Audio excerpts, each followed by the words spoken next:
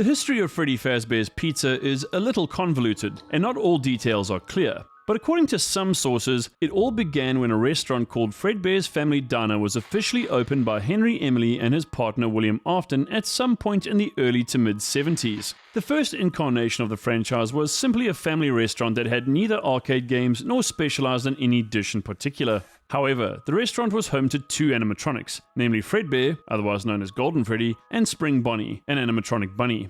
Both Fredbear and Bonnie would sing and dance happily, entertaining children and adults alike, and much like Showbiz Pizza Place and Chuck E. Cheese's, they served as the main attractions for the diner.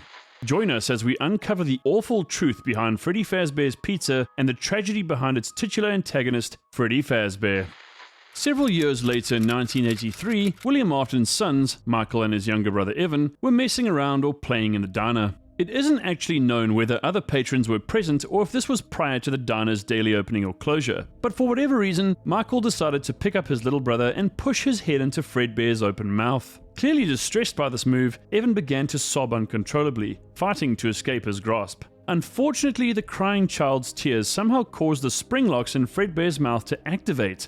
In an instant, the animatronic's teeth came crashing down with full force on Evan's head, and it wasn't long before his writhing and wailing was followed by a final mechanical clunk and then stone silence. Michael Afton's brother was presumed dead, but it was later discovered that he had fallen into a deep coma.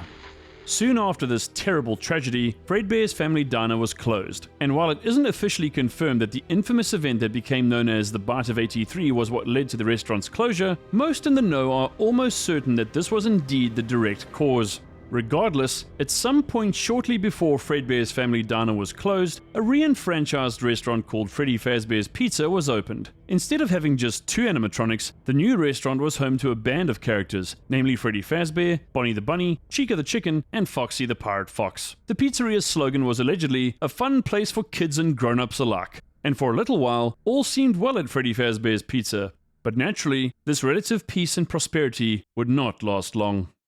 Michael and Evan's father William was one of the co-founders of Fredbear's Family Diner and Freddy Fazbear's Pizza. It was actually his partner Henry who designed and built the animatronic characters that formed the core of the pair's business. The agreement was that while Henry took care of the technical side of things, William would devote his efforts towards managing the restaurant's finances and handling issues related to employees and paperwork. However, since the Bite of 83, it is said that William became deeply embittered and that his mental health suffered greatly due to the immense financial and emotional stress his son's condition placed upon him. For some reason, presumably due to his declining mental state, Afton developed a strange fascination with Spring Bonnie. He actually became so obsessed with it that he would routinely wear it while within the pizzeria, ostensibly when no customers were present.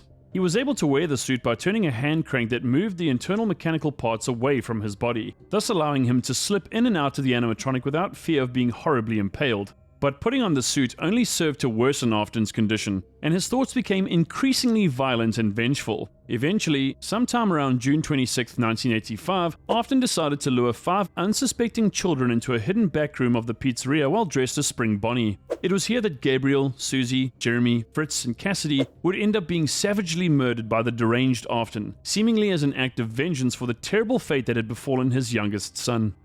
Afton was no longer a man. He had become an inhuman monster, a serial killer, a child murderer. He immediately became aware of the gravity of his situation, but knowing that he would soon be arrested for his crime, he decided to conceal the evidence by cleaning up the back room as best he could and hiding the bodies of the children in the animatronic costumes. He put Gabriel inside of Freddy, Jeremy and Bonnie, Fritz and Foxy, Cassidy and Golden Freddy, and Susie and Chica, and simply left them all there in the back room. Following this, William was taken into custody as he was the last person seen with the children while they were still alive. But in spite of the police's best investigative efforts and relentless questioning of Afton, the bodies of the children were never found, and due to a lack of evidence, William was let go, even though just about everyone in the community knew it was him who had killed the kids. Even though Afton had managed to evade imprisonment, the incident obviously had a seriously negative effect on the pizzeria. In spite of all their best marketing efforts, most people simply wanted nothing more to do with Freddy Fazbear's Pizza, knowing that the murders had taken place somewhere within the premises. But things were about to get much worse for the embattled family restaurant.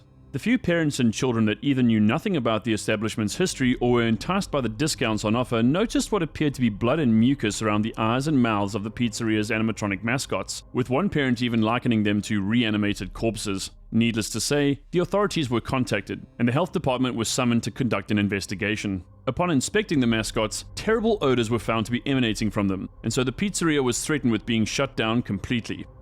But Afton's actions had a far more profound and long-lasting effect. In murdering the 5 children and placing their bodies in the animatronics, he had inadvertently caused their souls to possess the characters. Owing to the fact that the children had died in such a cruel and violent manner, their spirits yearned for vengeance, and it is said that they would roam the hallways and rooms of the pizzeria at night in search of victims so that they could exact their insatiable desire for revenge. Inevitably, the foul odors and health code violations, coupled with rumors of the characters stalking the pizzeria in the dead of night, led to Freddy Fazbear's Pizza being closed by the end of 1985.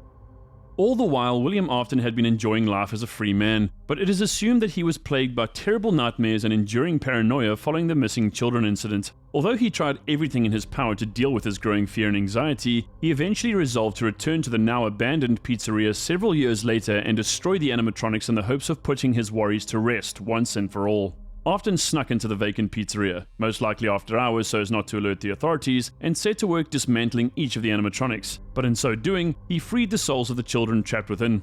They then proceeded to swarm Afton, who then fled and ran into the back room where he had previously ended the children's lives.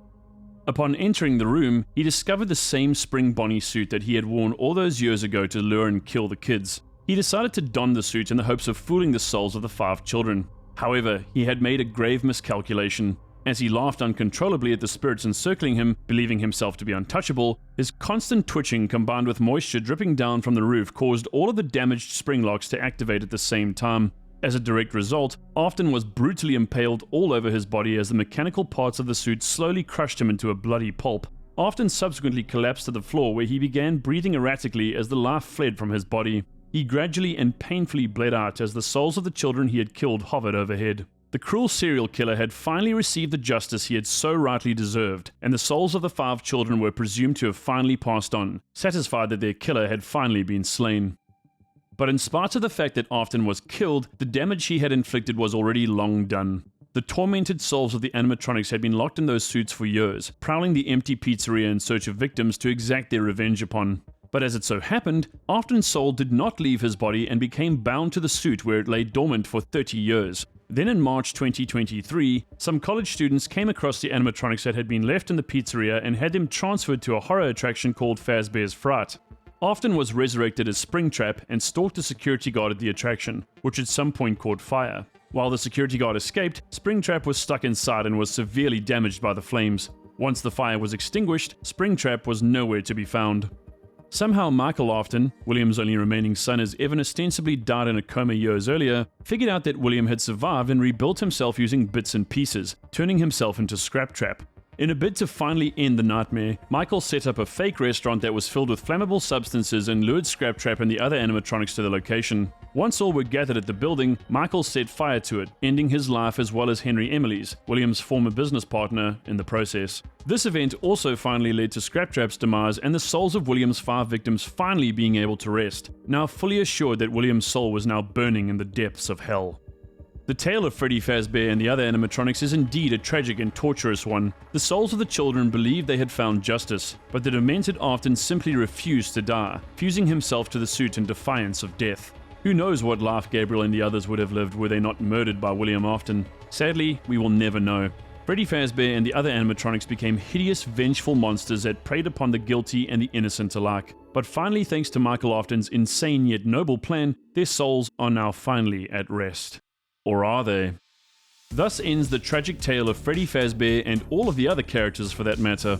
I know accounts of events may differ slightly and some details were glanced over, but what did you think of this retelling? Let us know in the comments. Make sure you hit that like button and subscribe for daily gaming lore, analyses, opinions and more. From me and the crew, thanks for watching, and I'll see you in the next video. Later!